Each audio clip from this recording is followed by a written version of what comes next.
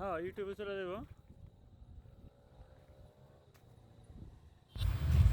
Viewers, Jagannathpur Dhalikandi সেতু প্রায় 2-2.5 বছর আগে কাজ শুরু হয়।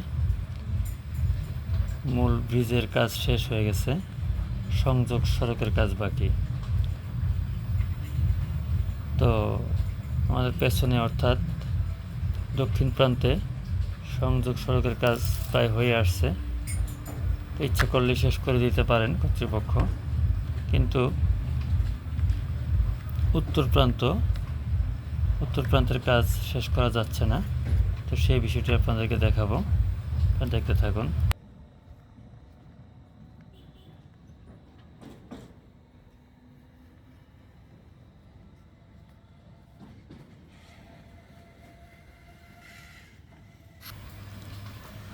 আকাশ মেঘাচ্ছন্ন, কোথাও বৃষ্টি হচ্ছে প্রচুর মনে হচ্ছে। তো এই সেই নদী, যে নদীর উপরে ব্রিজ। তো ডানেই লোহার ব্রিজ, যেটা সরু সেতু, প্রচুর গাড়ি চলাচল করে, ভারী যানবাহন থেকে শুরু করে। তো এখানে প্রতিদিনই যানজট লেগে থাকে, এমনকি মাঝে মাঝে আধা ঘন্টা 1 ঘন্টা সময় ব্যয় হয়ে যায় এই যানজট ছাড়াতে। তো প্রচুর হাজার হাজার মানুষ এখানে কষ্ট করতেছে এই সেতুটি হওয়ার পরেও, বড়ই দুঃখজনক। তো আমরা শেষ প্রান্তে গিয়ে দেখাবো যে উত্তর প্রান্তের কেন সংযোগ সড়ক তৈরি করা যাচ্ছে না।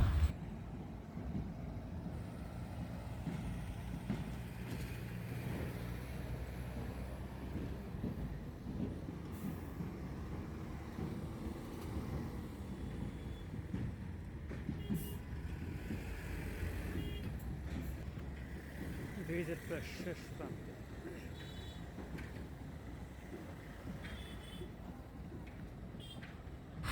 আমি প্রায় শেষ প্রান্তে চলে এসেছি।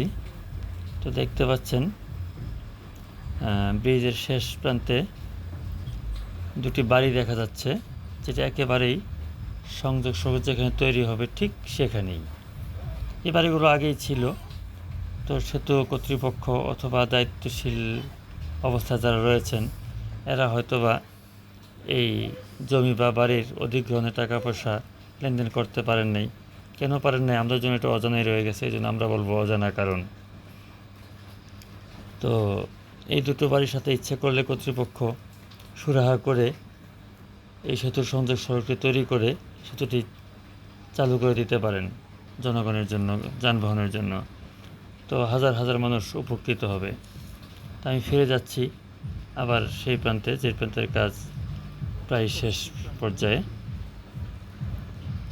তো এই লোহার ব্রিজ পাশে আবার দেখা যাচ্ছে অনেক যানবাহন চলাফেরা করতেছে।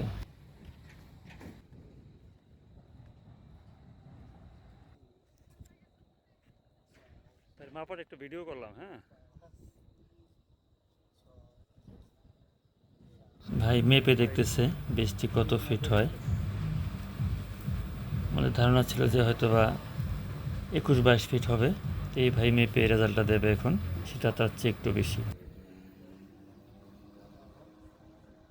16 তাহলে 24 ভাই মাইপে দেখলো এটা। মেপে দেখলেন ব্রিজটি 24 ফিট পাশে। তো যথেষ্ট চওড়া একটি ব্রিজ আমাদের এই জগন্নাথপুর ঢালিকান্দি ধলেশ্বরী ব্রিজ, কিন্তু চলাচলের জন্য উপযুক্ত হতে পারতেছে না। এটা আমাদের জন্য খুবই দুঃখজনক।